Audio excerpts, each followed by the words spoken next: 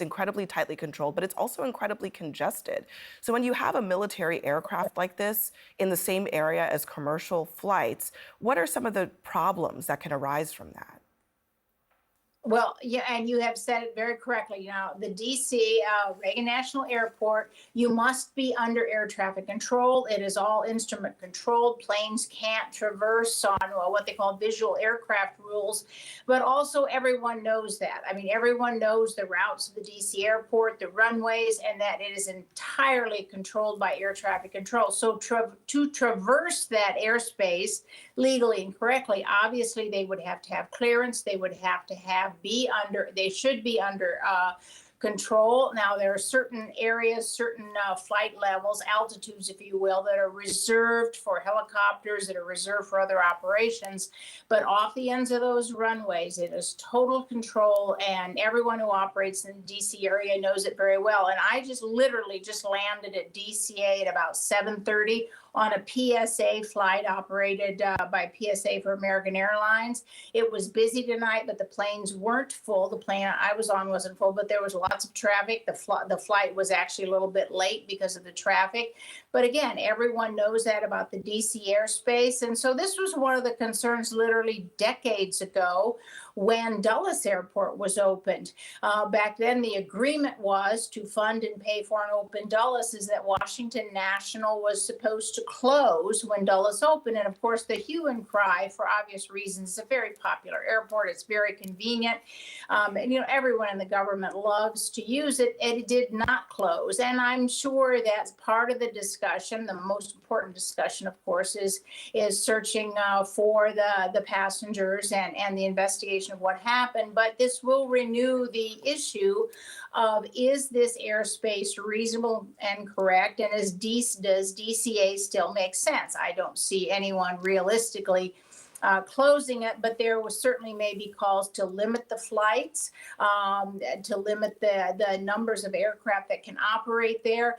But really, we don't know enough yet to know, was the helicopter properly controlled? Was it on the flight path? Was the airline, for any reason, not on its flight path? Now, when I landed at about 7:30 there, it was windy. There was a bit of chop in the air, but it wasn't really anything that would cause difficulty in operations. But this will renew the debate again about, what about Reagan National? Is it too close, too congested, too many aircraft, too many operations?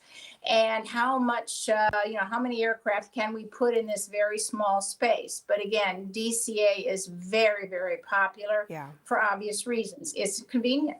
It is extremely convenient. And there are a lot of people who need to get in and out of DC very quickly, which is why they use that airport. Mary, I have one more question for you. Look, it's January 29th. We are just 9 days out from a presidential transition, an administrative transition. The FAA administrator resigned at the end of the Biden administration, so there is no permanent confirmed FAA administrator right now.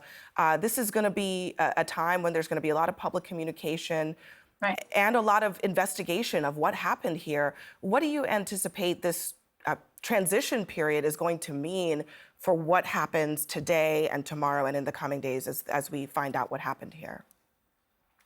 Well, the transition period for aviation, not just in the DC area, but for all of the United States, was extremely important. We have so many aviation issues brewing right now, and there's been, criticism of our national and our national aviation policy, routes, access to aviation, the constant roller coaster of hiring and firing of pilots, who has access, what are the routes, what are we going to do to get good service, and then throw in on top of that, things like, the drone traffic.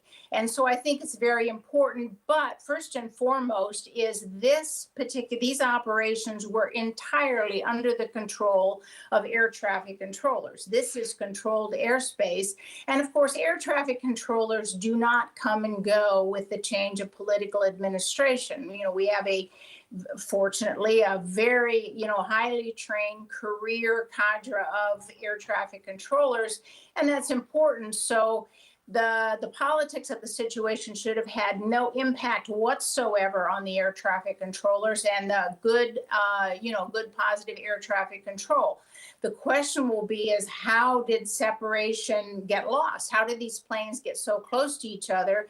And without a doubt, the NTSB will get to the bottom of this, really quickly, because this civilian aircraft, although it's, the CRJs, some of them do have some years on them. Some of them are not the newest planes out there, but it will have, of course, the cockpit voice recorder and the flight data recorder.